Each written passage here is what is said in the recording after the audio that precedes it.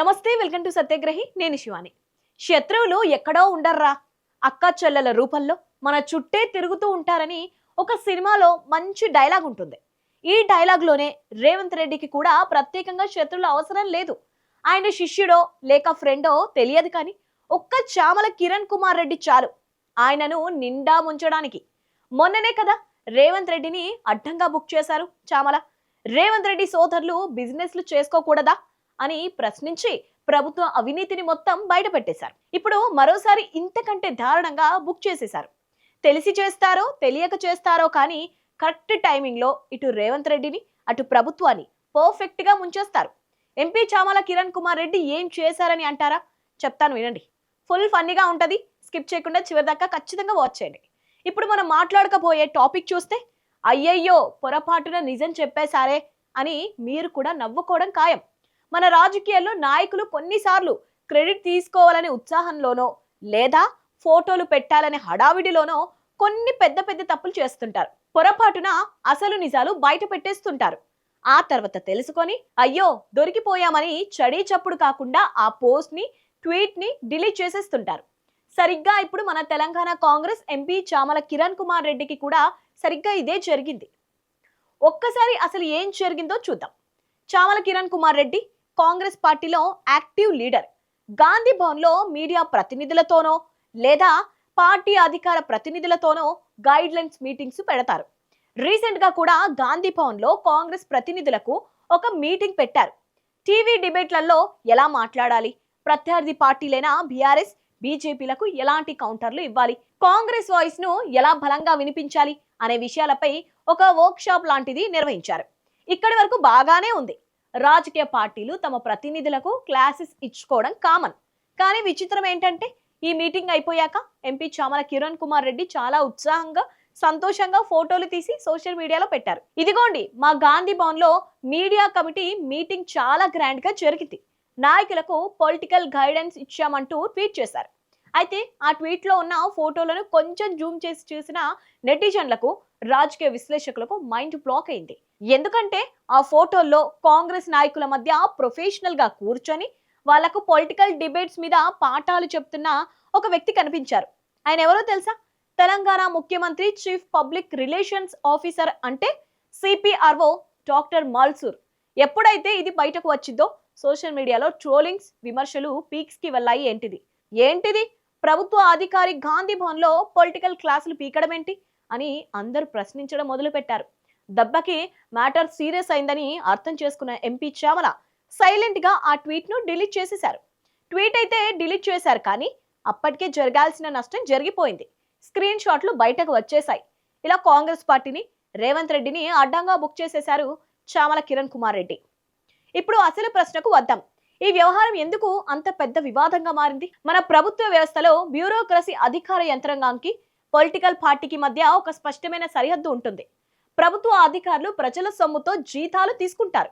వాళ్ళు ప్రజలకు ప్రభుత్వ సంక్షేమ పథకాల విస్తరణకు పని చేయాలి తప్ప ఏ ఒక్క రాజకీయ పార్టీకి ఏజెంట్లుగా పని చేయకూడదు. కానీ రేవంత్ రెడ్డి పాలనలో ప్రభుత్వ యంత్రాంగాన్ని, అధికారులను ఒక రేంజ్ లో దుర్వినియోగం చేస్తున్నారనే విమర్శలకు ఈ సంఘటన ఒక పెద్ద ఆధారంగా మారింది. సీఎం, సిపిఆర్ఓ అంటే తక్కువ పోస్ట్ కాదు. రాష్ట్ర ప్రభుత్వం నుంచి, అంటే ప్రజల పన్నుల డబ్బుల నుంచి నెలకు లక్షల్లో జీతం తీసుకునే ఉన్నతాధికారి.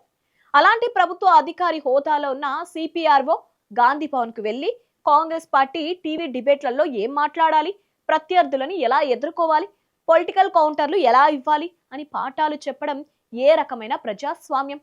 ఇది కేవలం అధికార దుర్వినియోగం మాత్రమే కాదు, రాజ్యాంగబద్ధమైన వ్యవస్థలను దెబ్బతీయడమే. మనం ఒక్కసారి హిస్టరీ తిరిగేద్దాం. తెలుగు నేల మీద దాదాపుగా 60 ఏళ్ల ఉమ్మడి ఆంధ్రప్రదేశ్ రాజకీయాలు చూసాం. ఎన్టీఆర్, మర్రి చెన్నారెడ్డి, చంద్రబాబు, వైఎస్ఆర్ రాజశేఖర్ రెడ్డి, కిరణ్ కుమార్ రెడ్డి, ఇలా ఎంతో మంది ముఖ్యమంత్రులు పాలించారు. తెలంగాణ ఏర్పడిన తర్వాత 10 ఏళ్ల పాటు బీఆర్ఎస్ పాలనలో కేసీఆర్ ముఖ్యమంత్రిగా ఉన్నారు. ఈ మొత్తం చరిత్రలో ఏ రోజైనా ఒక ముఖ్యమంత్రి, సిపిఆర్ఓ కానీ లేదా ఇతర ముఖ్య అధికారులు కానీ నేరుగా ఒక రాజకీయ పార్టీ ఆఫీస్కి వెళ్ళి మా పార్టీ వాళ్లకు డిబేట్ క్లాసులు చెప్తాం అని కూర్చున్న దాఖలాలు ఎక్కడైనా ఉన్నాయా?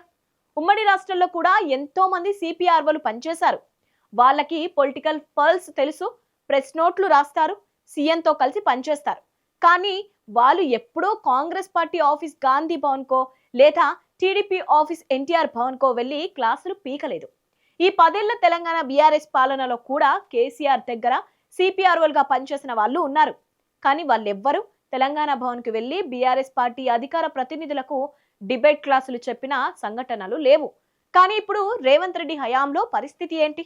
ప్రభుత్వంలో ఉన్న కీలక అధికారులను పార్టీ పనులకు, గాంధీ భవన్లో మీటింగ్లకు వాడుకుంటున్నారు. ఇక్కడ మరో బాధాకరమైన విషయం ఏంటంటే డాక్టర్ మల్సూర్ లాంటి అధికారుల గురించి మాట్లాడుకోవాలి. జర్నలిజం, పిఆర్ఓ ఫీల్డ్ లో మల్సూర్ కి చాలా మంచి పేరుంది.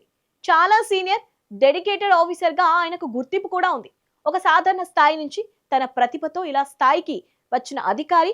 కానీ ప్రభుత్వాలు మారినప్పుడు, పొలిటికల్ బాస్లు మారినప్పుడు అధికారులను తమ రాజకీయ స్వార్థం కోసం ఎలా భ్రష్టు పట్టిస్తారో అనడానికి ఈ సంఘటననే ఉదాహరణ. ఒక సీనియర్ ఆఫీసర్ ని తీసుకొచ్చి గాంధీ భవన్ లో కాంగ్రెస్ లీడర్ల మధ్య కూర్చోబెట్టి ఆయనతో పొలిటికల్ గైడెన్స్ ఇప్పించడం అంటే ఆ అధికారి కెరియర్ ని, ఆత్మగౌరవాన్ని పనంగా పెట్టడమే కదా. అధికారులను నిష్పాక్షికంగా పనిచేయనివ్వకుండా ఇలా పార్టీ రంగు పూయడం ఎంతవరకు సమంజసమనే ప్రశ్నలు వస్తున్నాయి. ఏది ఏమైనా ఎంపీ చామల కిరణ్ కుమార్ రెడ్డి ఆ ఒక్క ట్వీట్ తో కాంగ్రెస్ పార్టీ వ్యవహారాలను అశాంతం బయట పెట్టేశారు. ఆయన ట్వీట్ చేయకుండా ఉంటే బహుశా ఈ విషయం బయటకు వచ్చేది కాదేమో.